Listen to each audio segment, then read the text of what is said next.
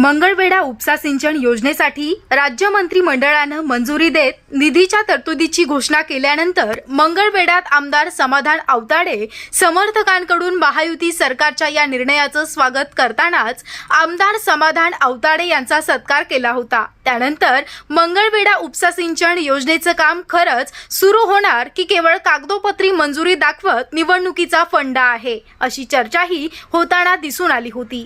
मात्र 3 महिन्यांपूर्वी मंगळवेढा उपसा सिंचन योजनेच्या पहिल्या टप्प्यातील कामासाठी 78 कोटींच्या कामाच्या निविदा निघाल्या होत्या। तर नुकतेच राज्याचे उपमुख्यमंत्री देवेंद्र फडणवीस मंगळवेढा उपसा सिंचन योजनेसह तामदर्डी बंधाऱ्याच्या कामाचा शुभारंभ देखील पार पडला होता। आता तामदर्डी बंधाऱ्याच्या कामास आज साईटच्या ठिकाणी प्रत्यक्ष सुरुवात झाली। या निमित्त भीमा नदीवरील नदीच्या पाण्यापासून वंचित राहत आलेल्या बंधाऱ्याची मागणी करत आलेल्या ग्रामस्थांच्या वतीनं माचनूर तालुका मंगळवेढा येथे आमदार समाधान आवताडे यांचा कृतज्ञतापर सत्कार सोहळ्याचं आयोजन करण्यात आलं होतं। या सत्कार सोहळ्यात अनेक वर्षांच्या प्रश्नांची सोडवणूक करत आमदार आवताडे यांनी या भीमा नदी काठ परिसरातील गावाचा पाण्याचा प्रश्न सोडवल्याबद्दल अनेकांनी आपले मनोगत व्यक्त करताना आमदार समाधान आवताडे यांनाच पुन्हा आमदार करण्याचा निर्धार व्यक्त केला आहे। तर या सत्कार सोहळ्यास उत्तर देताना पहा काय म्हणाले आमदार समाधान आवताडे।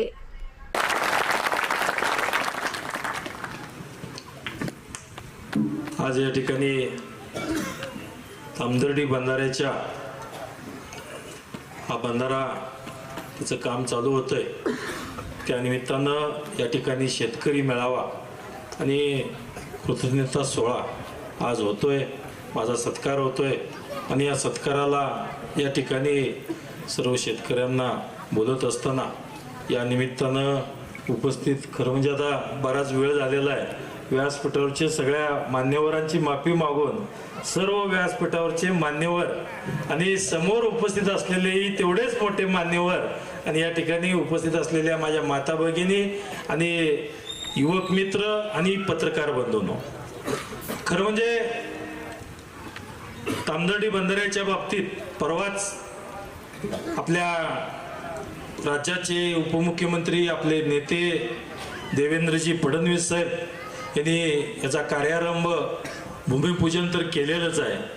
त्याची प्रत्यक्षात आज कामालाही सुरुवात होते आहे आणि तामदर्डीतील सर्व आमच्या तम्माकाका अवधूत सगळे आमचे भीमराव सगळ्यांनी त्या ठिकाणी आज होम आवाहन पण केलंय। होम आवाहन करून आज मशिनरी खाली उतरली का, ही त्याच्या मशिनरी सुद्धा खाली उतरलेली आहेत आणि या पाण्याचं खरं म्हणजे आजपर्यंत आपण मतं देत आलो, सगळ्याला निवडून आणलं। गावातल्या पार्ट्या, माझी पार्टी, माझ्या पार्टीची 100 मतं, सरपंच बरोबर आहे का, चुकतंय काय माझी पार्टी 50 मतानं वाढली, 100 मतानं वाढली। कोण म्हणतंय कसं लीड घेतलं, कोण म्हणतंय 10 गावना मताचं लीड घेऊन दाखवलं का नाही। परंतु आज मी सर्व बंधू भगिनी आज या निमित्तानं उपस्थित आहे। मी सर्वांना विनंती करतोय की या पार्ट्या गट तट गाव लेवलला या निमित्तानं होतात, परंतु गावाचा विकास ज्या वेळेला हा प्रश्न निर्माण होतोय त्यावेळेला राजकारणाचे जोडे गावाच्या वेशी बाहेर सोडून त्या ठिकाणी आपण प्रवेश केला पाहिजे, तरच गावाचा विकास या निमित्तानं होतो। मलाही त्या निमित्तानं म्हणत होते काही आपल्यातली लोक, काही त्या ठिकाणी आलेली होती, विरोधक सुद्धा त्या निमित्तानं आडवाआडवी होत होती, परंतु आडवाआडवीला कुठं काय मी कमी पडलो नाही, कारण टेक्निकली मला माहित होतं। कारण या बंधाऱ्याचं काम करत असताना मला कायम, कारण मी या भागात फिरत असताना कायम त्याची जाणीव व्हायची। कारण या बंधाऱ्यामध्ये आज आपण बघतोय एवढं मोठं अंतर आहे। आतापर्यंत प्रत्येक राज्यकर्त्याने जे नियोजन केलं, खरं म्हणजे ह्या तालुक्याची रचनाच अशी आहे की इकडं नदीकाठ बघितलं, पाणी उशाला आणि कोरड घशाला, अशीच अवस्था होती ना आपली। आणि सगळ्याचीच आहे, जरी नदीचं पाणी असलं तरी शेवटी ज्या वेळेला पाण्याची पाळी यायची असते त्याच्या 15 दिवस महिनाभर एवढी आपदा होती आहे आणि कधी कधी उजनीत पाणी नसलं मग तर काय विचारूच नका। परंतु या गोष्टीवर सुद्धा आपण विचार केला पाहिजे. या प्रत्येक बारीक बारीक गोष्टीवरती मी विचार करत होतो.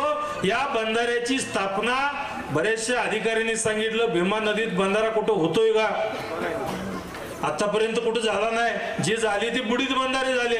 बुडीत बंधारा फार तर फार आपण करू, परंतु हा 3-3.5 मीटरचा बंधारा या ठिकाणी व्हायचा कसा. त्यावेळेला बरेचशा अधिकाऱ्यांची चर्चा झाली. त्या ठिकाणी कॉन्ट्रॅक्टर आमचे मित्र प्रकाश शेवाळे यांची मदत प्रचंड मदत या खरं म्हणजे या बंधारा बांधण्यासाठी आणि उभारण्यासाठी सुद्धा झाली. तर या बंधाऱ्याची मंजुरी होणंच अवघड होतं. जलसंपदाकडे द्यायचं, त्यांचं नियोजन, त्यांचं वित्त खातं, त्यांचं फायनान्स खातं हे परवानगी द्यायला अजून वेळ गेला असता. मग जलसंपदाचं आम्ही जलसंधारणला ट्रान्सफर केलं. मग जलसंधारणचं ट्रान्सफर करताना जलसंपदावाले म्हणले आमच्या भागातला पैसे आम्हाला द्या, आम्ही काम करू. आम्ही म्हणलं मग मी फडणवीस साहेबांच्याकडे गेलो. फडणवीस साहेबांच्याकडे त्या ठिकाणी पत्र दिलं की हे जलसंधारणदार साहेब ट्रान्सफर करून द्या. आणि म्हणले ही जलसंपदा माझ्याकडे खातं आहे, माझ्या खात्याकडून दुसऱ्या खात्याकडे जलसंधारण ट्रान्सफर कसं करायचं. म्हणून मला काय माहित नाही, मला ते करणार आहेत का, थांब मी विचारतो. त्यांनी म्हणले ठीक आहे पाठवून द्या साहेब, तुमचा शब्द आहे. म्हणलं आम्ही काय खाली पडू देणार नाही, आम्ही आमच्या डिपार्टमेंट कडून सुद्धा करू. मग साहेबांनी त्याला परमिशन द्यायला लावली. आणि मला वाटतं दीपक कपूर साहेबांनी खाली सांगितलं, दीपक कपूर म्हणजे प्रधान सचिव आपले जलसंपदाचे, त्यांनी सांगितलं आणि या बंधाऱ्याची तात्काळ त्या ठिकाणी ट्रान्सफर जलसंधारणला करू. मग जलसंधारणला त्याची ट्रान्सफर झाल्यानंतर मग विषय चालू झाले. मग त्याचा निधी, मग बरेचसे ह्या लवादाचा प्रश्न, बरेचसे प्रश्न त्या ठिकाणी निर्माण झाले. पण निर्माण झालेले प्रश्न हे सगळे एका ठिकाणी आम्ही गाठले आणि वेगळ्या मार्गाने म्हणजे त्याचा काही वेगळा अर्थ काढू नका,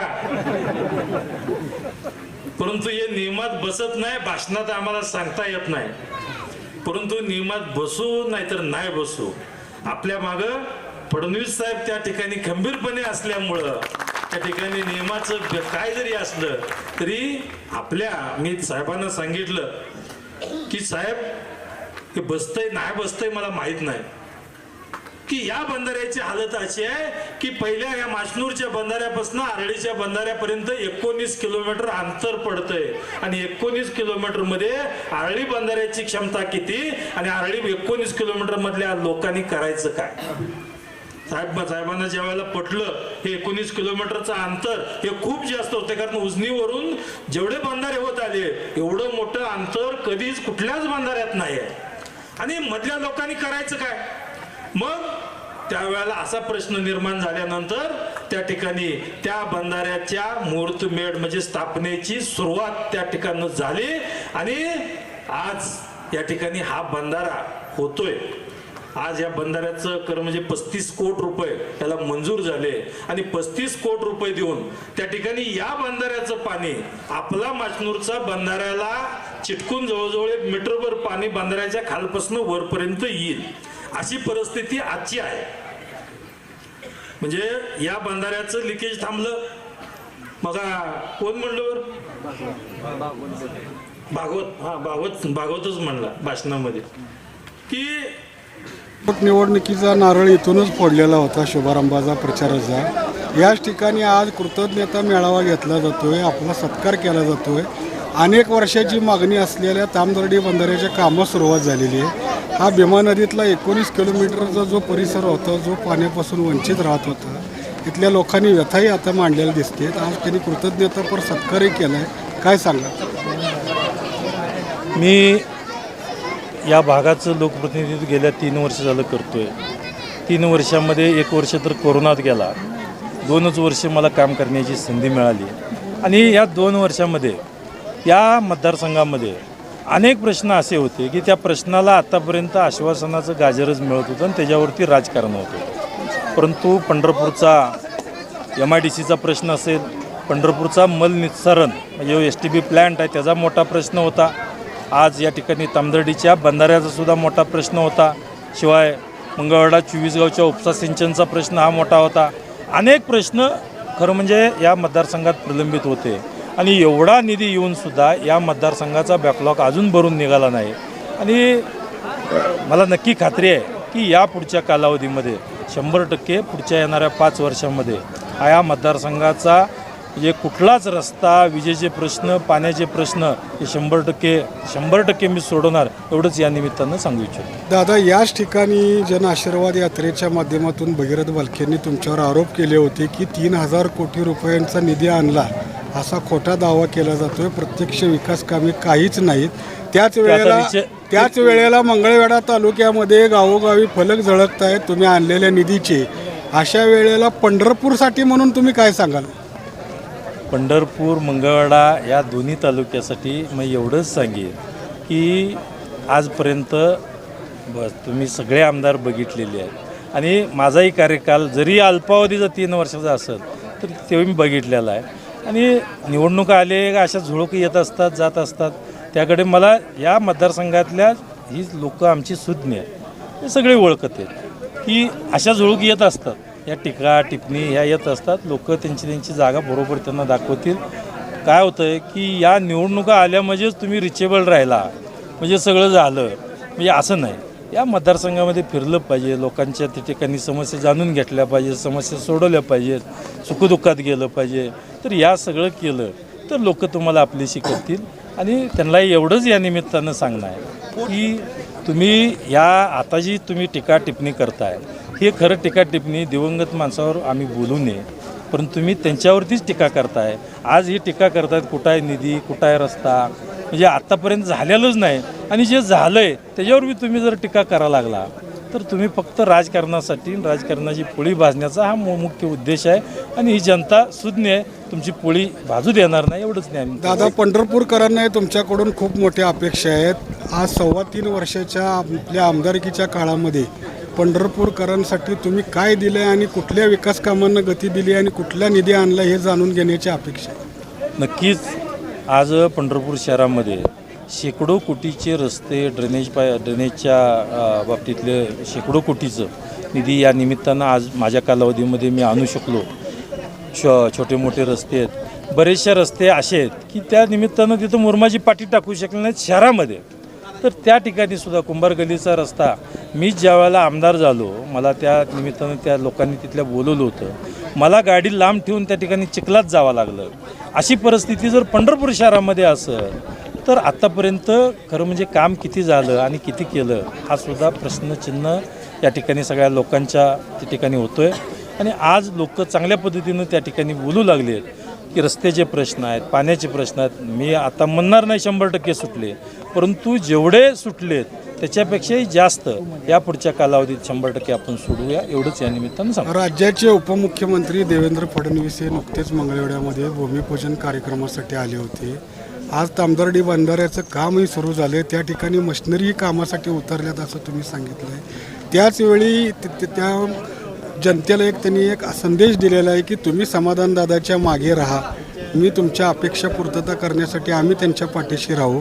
आज त्यांनी तुमची उमेदवारी जाहीर करून टाकली अशी एक भावना आहे. अशा वेळेला तुमच्यासोबत असलेले काही जण भोंगडी बैठका घेत आहेत, लोकांशी संवाद साधत आहेत, तुमच्यासोबत असतील. पक्षाचा प्रचार करणं हे सगळ्यांचं काम आहे. आज ठीक आहे, जो तो खरं म्हणजे पक्षाचाच हे प्रचार सगळं चालू आहे. आणि वेळ जशी जशी येईल त्या ठिकाणी ह्याला उत्तर वेळच आहे, एवढंच या निमित्तानं सांगतो. पोटनिवडणुकीच्या काळामध्ये तुमच्या खांद्याला खांदा लावून इथूनच परिचारक सुद्धा होते. आता ते परिचारक कुठं तर तुमच्या सोबत नाही आहेत, त्याचं कुठं तेवढं आव्हान कोणासोबत आहे तुम्हीच मला सांगा. मग सोबत नसतील तर काय फरक पडतो? नाही, कुणासोबत आहेत हे तुम्ही तर सांगा. मला माहीत आहे की कुणासोबत आहेत ते. योग्य तो निर्णय झाल्यानंतर थोड्या दिवसातच त्यांची भूमिका. एक प्रश्न आहे. 1-2.5 वर्षाचा काळ अगदी कामाचं स्वरूप जनतेसमोर तुम्ही मांडलं आणि एकदम म्हणजे जो काळ 10-12 वर्ष त्यांना करता आलं नाही किंवा ह्याच्या अगोदर 5 वर्ष, त्याच्या अगोदर 5 वर्ष बराच काळ मंगळवेढ्याचं नुकसान झालं. एवढा ह्या सगळ्या गोष्टीबद्दल अगदी म्हणजे तुम्ही एवढा मोठा भरघोस निधी आणला, ह्या सगळ्याबद्दल आपल्यावर काही लोकांच्या माध्यमातून काय होईल का? कसं आहे, एवढा मोठा निधी आणला, आज लोकांचं बघतोय, एवढा मोठा उत्सव होतोय गावागावातून. आणि 100% एवढा निधी आल्यानंतर लोकांना खूप आनंदी लोक आहेत. परंतु या निमित्तानं बरीचशी कामं मी काही करू शकलो नाही, याची मला खंत आहे. परंतु लोक मी जेवढं दिलं आहे तेवढ्यात खूप आनंदित आहेत आणि त्याचं समाधान प्रत्येक ठिकाणी मी जाईल त्या ठिकाणी चांगल्या स्वागतानं होतं एवढंच या निमित्तानं. दादा तुतारीच्या सहानुभूतीचं काय आव्हान मतदारसंघात वाटतंय का? मी विकासाच्या बाबतीत बोलेन की कुठल्या पक्षाच्या भूमिका कुठलं आव्हान घेणं हे मी पहिल्यापासून बघतोय आणि आव्हान कायम मी घेतच आलो आहे आणि त्या आव्हानाला प्रत्येक वेळेला उत्तर देत गेलो आहे आणि शेवट गाठल्याशिवाय मी कधी सोडलं दादा नाही. पंढरपूरकरांची एक भावना आहे की शेकडो कोटींच्या निधीच्या गप्पा पंढरपूर ऐकत आले, परंतु पंढरपूरचा कायापालट काय होताना दिसून आला नाही. आज या ठिकाणी अनेकांनी बोलताना मंगळवेढ्याचा अकलूज व्हावा असं म्हटलंय. पंढरपूरकरांची अशीच भावना आहे की पंढरपूरचा अकलूज व्हावा अशी भावना होती. राजाभाऊ आपल्याला एक आपल्या सगळ्या मीडियाच्या माध्यमातून एवढंच सांगतो की पुढच्या 5 वर्षात महाराष्ट्रातले प्रत्येकजण म्हणतील आमचं पंढरपूर आणि मंगळवेढ्यासारखं